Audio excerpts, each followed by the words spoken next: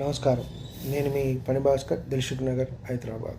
ఈ వీడియోలో మనకి గృహంలో కొన్ని చిక్కులు, ఇబ్బందులు తెలియనివి అన్నీ కూడా ఎక్కువగా ఉంటాయి. అంటే మనకి లక్ష్మీదేవి కంటే జ్యేష్ఠాదేవి ఆ ఇంట్లో ఎక్కువగా ఉందా అని అనిపిస్తుంది వాళ్ళ అక్కయ్య.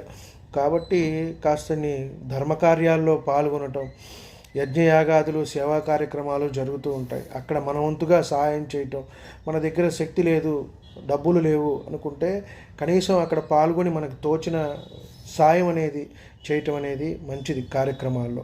అలాగే దేవాలయాల్లో ఎక్కువసేపు గడపటము, అలాగే మనకి తెలిసి ఏమన్నా తప్పులు చేసినట్టయితే వాళ్ళని క్షమించి వదిలేసేయాలి. అలాగే రెండోసారి ఆ తప్పు అనేది జరగకుండా చూసుకోవాలి. మాటిమాటికి అంటే వాళ్ళకి అది అలవాటైపోతుంది. అలాగే కొంతకాలం రోజులో ఏకాంతంగా గడపటం అనేది మంచిది. అలాగే కనీసం 15-20 నిమిషాలైనా మౌనాన్ని పాటించడం అనేది